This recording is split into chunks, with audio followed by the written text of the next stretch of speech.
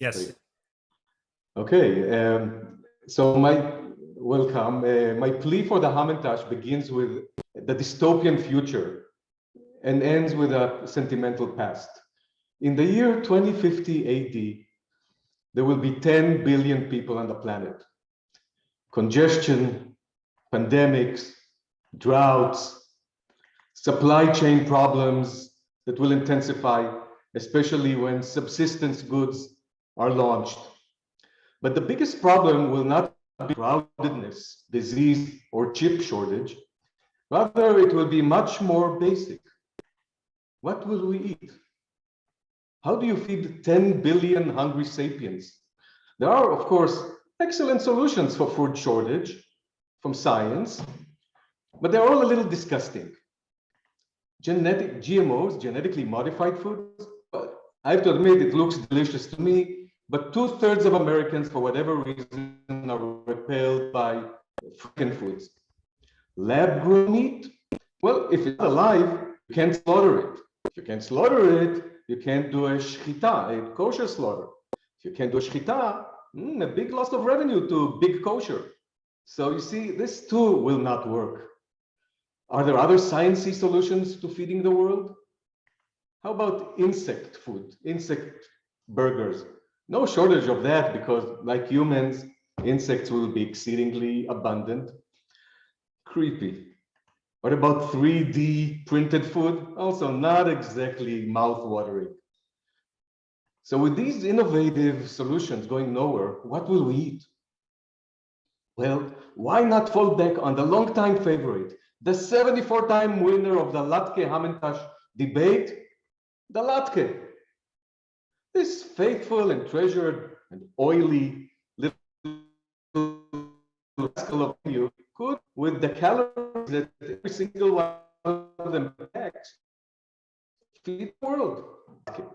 Former First Lady Michelle Obama, who was a very prominent advocate of responsible eating, announced that the Latke will make a big difference for families across all across the country and help solve the problem of child obesity.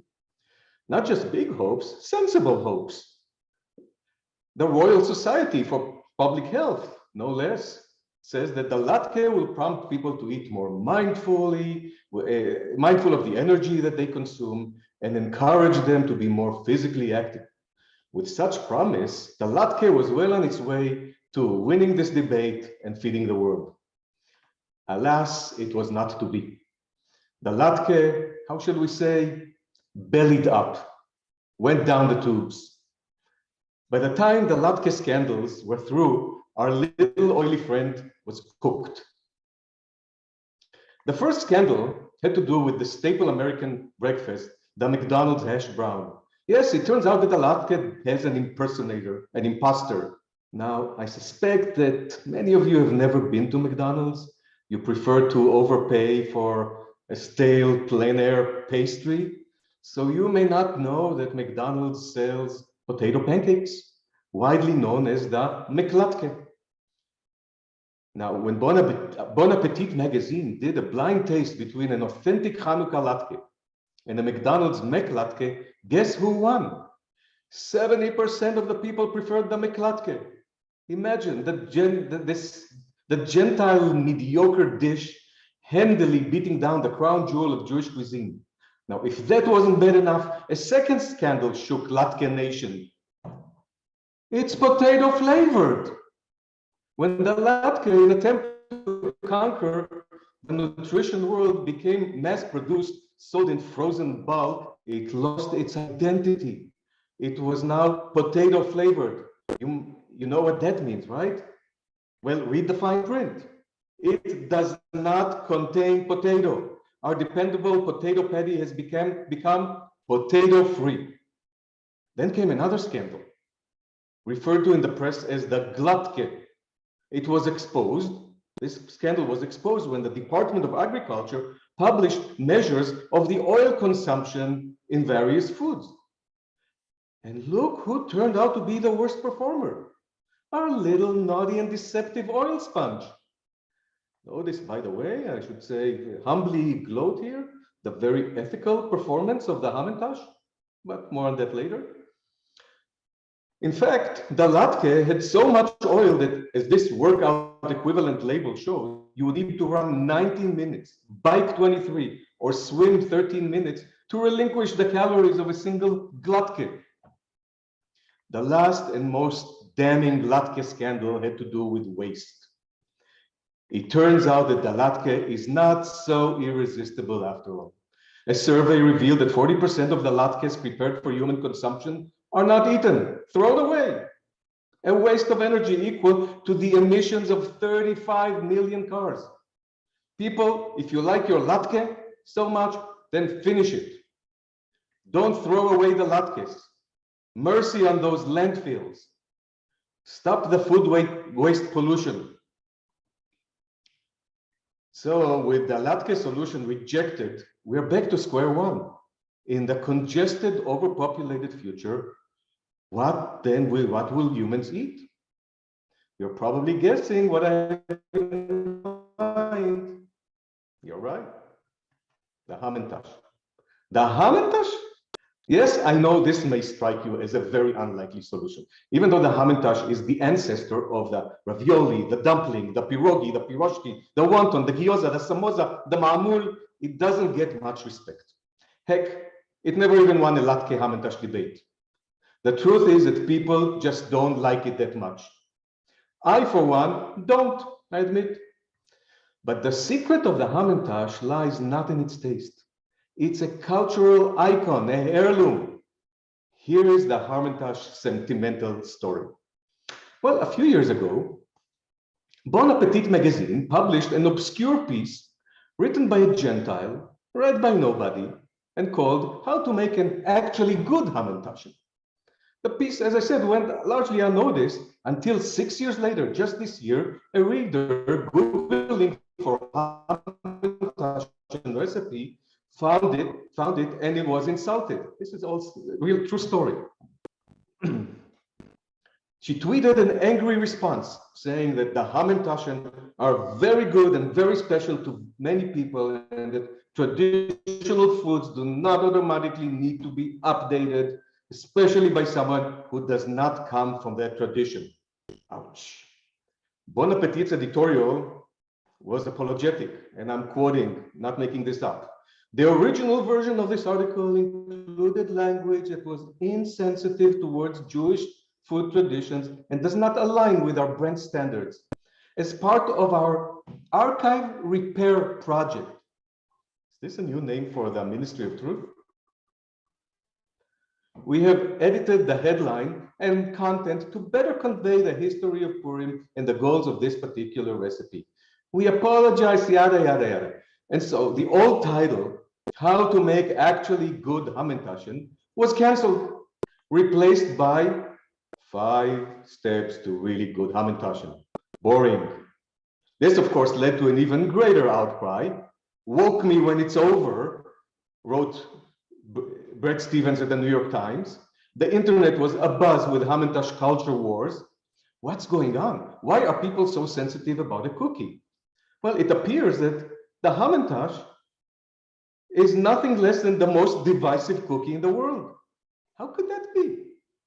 So in order to understand this, I put on my social science hat and decided to do a social science experiment to dig deeper into people's attitudes towards the Hamantasch. Here's what I had in mind. I was going to tell research subjects that they're invited to take a 1-minute tasting study. They will receive a Hamantasch and will be asked to eat it and answer a couple of questions. The first question was asking the subject to just look at the cookie before biting it and evaluate the statement, the cookie looks delicious, on a 1 to 5 Likert scale. The second question, after that, the subjects were instructed to eat the cookie and evaluate the statement, the cookie was delicious, on a 1 to 5 Likert scale. As you can see, sophisticated science here. I wanted to see if the actual experience of eating Hamantasch is disappointing. Maybe this is the root for its divisiveness. But like all social science studies, I had to get IRB approval. I'm sure you agonizingly know that all experiments with human subjects must be approved by the university's Research Ethics Committee. Very serious business. Sadly, the IRB rejected my protocol. Here's what they said. It is unacceptable to tell the respondents that what they will be eating is a cookie. This is unnecessarily deceptive. I tried to explain to the IRB that it would be important not to use the explicit name Hamantasch so as not to bias the respondents, but to no avail. So I removed the term cookie and used another term, edible matter, instead. I resubmitted the protocol and received another rejection. It turns out that I neglected to plan a post-experimental debriefing. I was told that participants in the Hamantasch trial might leave your experiment are likely to face issues dealing with their emotions that you have not foreseen, and that I needed a debriefing protocol to prepare for the possibility that some may experience distress. So I fixed that too, still no good. And so it went, revision after revision got it rejected. The IRB, I was told that I would be violating research ethics if I did not provide an explicit statement of alternatives to participating in the study. Then I was told that the IRB, by IRB, that I did not define the term delicious in the questions, and that such ambiguity is unethical. And of course, that I failed the data confidentiality and data security plan. Because these are findings are very sensitive and people's privacy. When all that was fixed, the IRB reminded me that I did not submit an informed consent form for their approval, and that form must contain a warning for the subjects about all the possible risks. Well, that's going to be easy peasy, I thought. What can be so risky about a Hamantasch? But boy, was I wrong. After working with the IRB staff, I finalized the consent form that looked like this. At this point, I was totally demoralized. I can't read this long scroll to the participants. All of this for one little confection? I guess I lost my appetite for the social science angle. Maybe, I also realized, I was barking up the wrong tree. Maybe the question I was trying to explore, which, to remind you, why was the Hamantasch so divisive, was based entirely on a false premise. The Hamantasch, I was suddenly thinking, is not divisive at all. In fact, nothing unites Jews more than complaining about the Hamantasch. Too dry, too doughy, too sandy, not enough filling, too much jam. They fall apart in the oven, too many calories. You heard Sarah's had her own complaints. I have my own. I hate poppy seed fillings. You are not a good Jew if you do not have some complaint about the Hamantasch. And so, my friends, as I'm about to reach the end of my commentary, let us rejoice in the knowledge in our dystopian future of overpopulation and food shortage. The Hamantasch is our hope because it nourishes not our stomachs, but our collective identity, uniting us in our liturgy of spirited disagreement. I'm offering an appreciative nod to the Hamantasch, realizing that here is an object that had been carefully designed for one purpose, yet is surprisingly suited for another. What is that other purpose? Well, a vote for the Hamantasch tonight is a vote for that gritty little fragment that unites all Jews in one of the greatest Jewish traditions, kvetching about food. Thank you.